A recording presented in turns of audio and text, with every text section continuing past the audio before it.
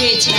28শে ফাল্গুন বিয়ের দিনও ঠিক করা হয়েছিল, কিন্তু কিন্তু তোমার মতো ডানা কাটা পরে থাকতে আমাকে পছন্দ হবে কেন? তাই সেই রাত্রে শুধু চাওয়াটাই সার। এবার চিনেছি, তুমি বুঝি সুনন্দা? উজ্জ্বলদার মুখে আমার নাম শুনেছে বুঝি? যাক, তবু ভালো আমার নামটা তোমার মনে আছে। অভিমানীর সঙ্গে তোমার বিয়ে হয়েছে, কলকাতায় বসে সব খবর আমি পেয়েছি। কি করবো বলো, লগ্নভ্রষ্টের কলঙ্ক থেকে তো বাঁচতে হবে। তোমার বন্ধুর মনে দয়া মায়া আছে। অভিমান চিরদিনই ভালো ছেলে। তোমাকে একটা ভালো খবর কি? বাবার তো খুব ইচ্ছা ছিল মরার আগে তার মেয়ের বিয়ে থেকে যাওয়া, সেই ইচ্ছা তার পূরণ হয়েছে। 28শে ফাল্গুন আবার বিয়ের পর শেষ রাত্রে বাবা মারা খবর আমি পেয়েছি। আচ্ছা, আমি আমি এখন চলি। তোমার বন্ধু আমার মাঠ থেকে এসে যাবে, আমাকে কি এবার রান্না বান্না করতে হবে। বৌদি, তুমি তো আমার সঙ্গে বেশি কথা বললে না। অবশ্য আমারও বেশি কথা বলবার সময় নেই, তবে আশীর্বাদ করো যাকে আমি স্বামী রূপে পেয়েছি তারপরে মাথা রেখে শাখা সিঁদুর নিয়ে আমি যেন মরতে পারি বৌদি, আমি যেন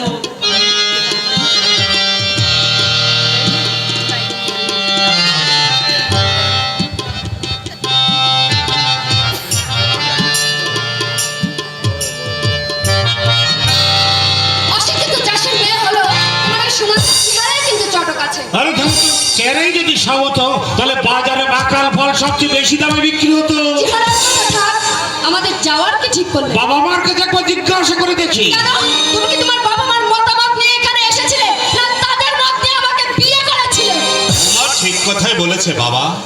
আমাদের মতামত না নিয়ে তুমি যখন নিজের ইচ্ছায় ডাক্তারি পড়া ছেড়ে দিয়েছো, বিয়ে করেছো, তখন এখান থেকে যাবার জন্য আমাদের মতামতের আর কোনো দরকার নেই বাবা। আমি বাবা বলছিলাম কি, তোর বৌমার জন্য আমি কলকাতা ফিরে যেতে চাইছি বাবা। আসলে নীলা যে পরিবেশে মানুষ হয়েছে এখানে থাকতে বড্ড অসুবিধাই হচ্ছে। আপনার ছেলেরা খুব অসুবিধা হচ্ছে।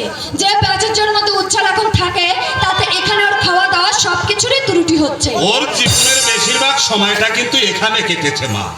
মাত্র 4 বছরে আমার উজ্জ্বল যে অনেক দিনের পুরনো অভ্যাসটা বদলে গেছে, সেটা বড় তাজ্জব ব্যাপার। পরিবর্তনশীল জগতে পরিবর্তন হওয়াটাই স্বাভাবিক।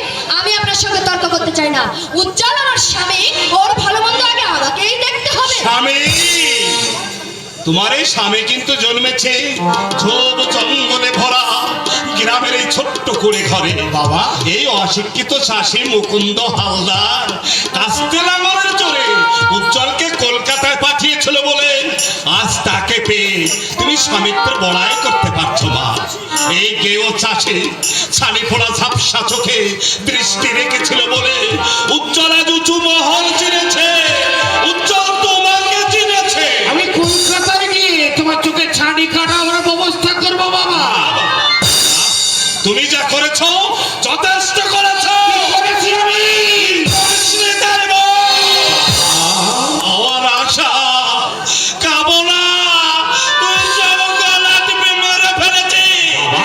আমার পরিশ্রমের ফলকে তুই লালসার পচা পাকে ডুবিয়ে দিয়েছিস।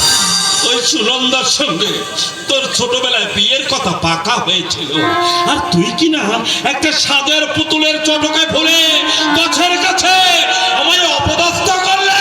আপনি কিন্তু সভ্যতার সীমা ছাড়িয়ে কথা বলছেন। তুমি আমাকে সভ্যতা শেখাতে এসো না। মেয়ে হয়ে যে মদ খায়, নোংরা পোশাকে ইচ্ছে মতো ঘোরাফেরা করে, সে যদি সভ্য তাহলে জঙ্গলে জন্তু জানোয়ার গুলো সব জব্দ হয়ে যাবে। আল্লাহ, এক্ষুনি এদেরকে আমার বাড়ি ছেড়ে তুমি চলে যেতে বলো। জীবনে ভুলে আর কোনোদিন এই শিবানীপুরের মাটিতে পা ধুতে আসবো না। এদিকে তুমি ঘৃণা করছো এই গায়ের মাটির শক্তির জোরে ওই শহরবাসীরা তাদের অট্টালিকা গাড়ে। চুপ করে দাঁড়িয়ে আছো যে? তোমার আত্মসম্মান বোধ না থাকলেও আমার আছে। আমি আর এক মুহূর্তে এখানে থাকবো না। নামো না, নিজের বাড়ি ছেড়ে চলে যেও না মা। আপনি চুপ করুন।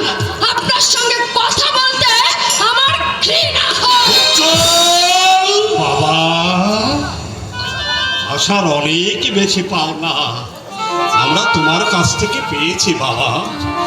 আর কোনো আশা আমাদের নেই। আর দেরি না করে বৌমাকে নিয়ে উঁচু মহলের মানুষ তুমি ওই উঁচু মহলে চলে যাও বাবা। মা, আমি যাচ্ছি মা। যাচ্ছি মা, যাচ্ছি মা কথাটা বলতে। তোর বিবেকে এতটুকু বাঁধলো না খোকা? মা, প্রয়োজনের হিসাব থেকে আমাদের একেবারেই বাদ দিয়ে দিলি বাবা।